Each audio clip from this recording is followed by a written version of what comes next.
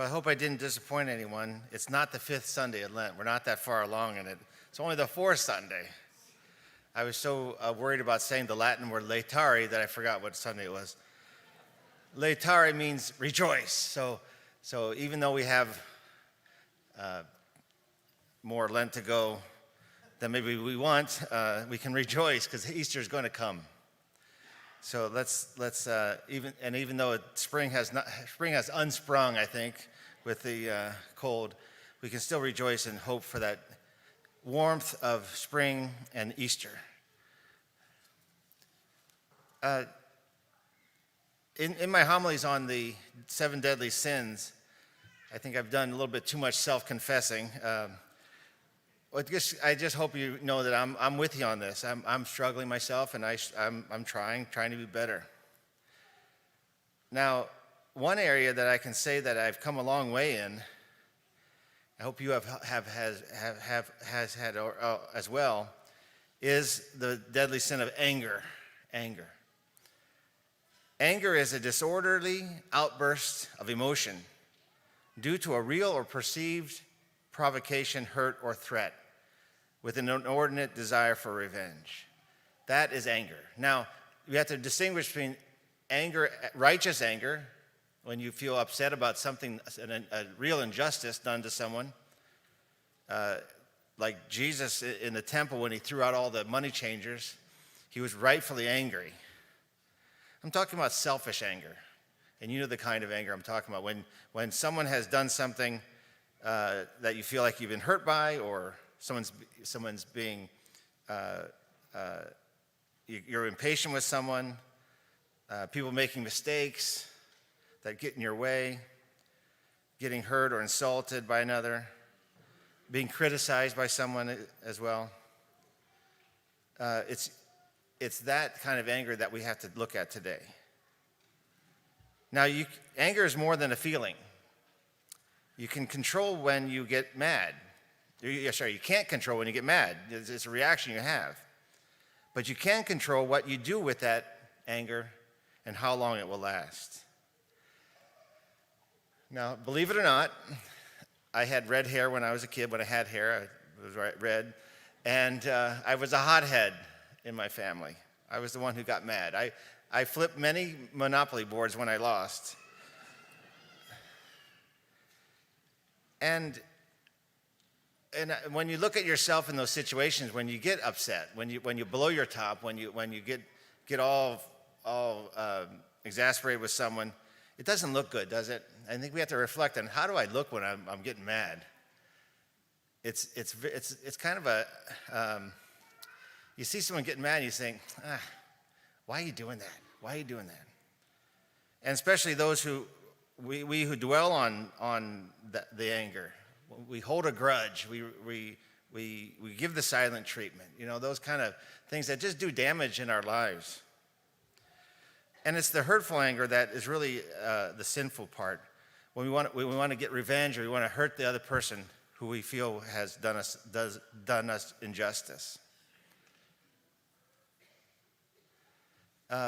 So we have to ask ourselves, what good will come of being angry? What good will come of that? Well, I'll tell you what bad will come of that. Fear, division, hurt, resentment, mistrust. All those things that we don't want in a relationship happen when we get angry.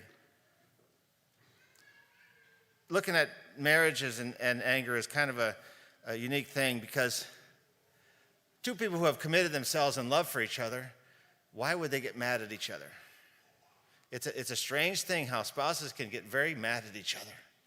And of course, hopefully there's an overriding love there that sees through the anger.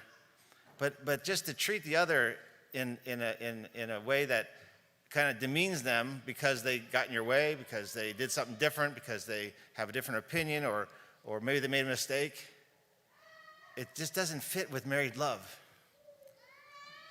And anger in families is another thing, because kids are going to get mad.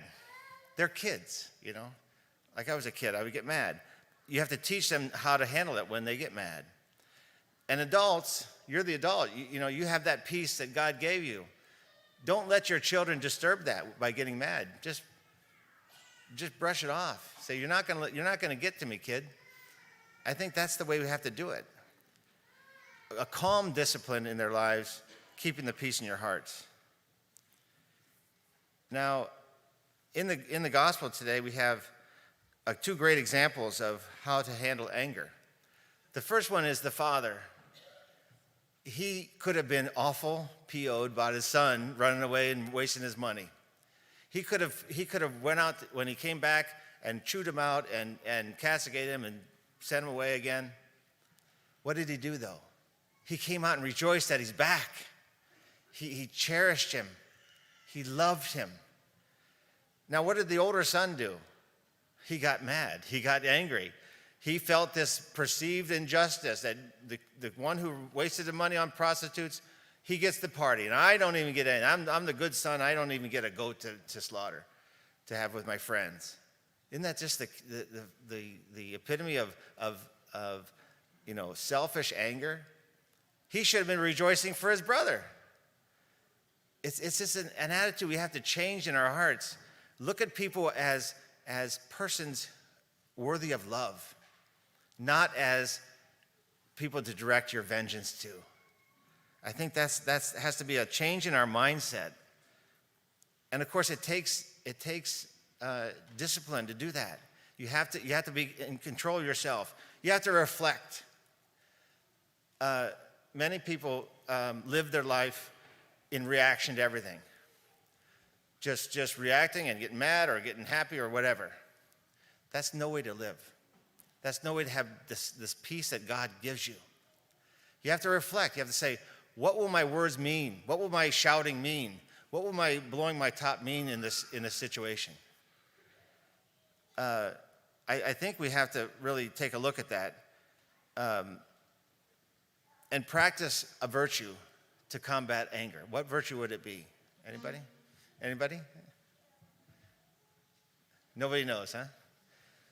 Patience. Patience. That's the answer to anger. Patience. A trick question. Sorry, I didn't mean to. I can't wait to be patient. Oh, you got it. Good.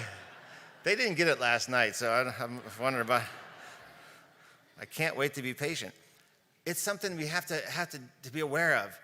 Well, patience is actually, the word patience is a Latin word for suffering, for kind of putting up with someone else, suffering. And so when you're patient, you have to hold back, grit your teeth, swallow hard, take a deep breath, and it's all right. It's going to be all right. I think we have to also do prevent defense in controlling anger.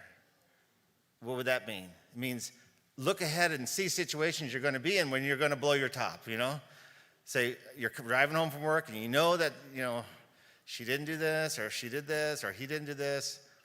I'm going to get mad. Well, you prevent defense. You say, I'm going to handle it different. I'm going to be kind. I'm going to be considerate. I'm going to be understanding. That will prevent lots of problems in your family. And so, in the end, you have to learn how to forgive. You have to forgive and forget, and look past the mistakes and the shortcomings of others. We're all on the same team, We're not meant to be angry with others.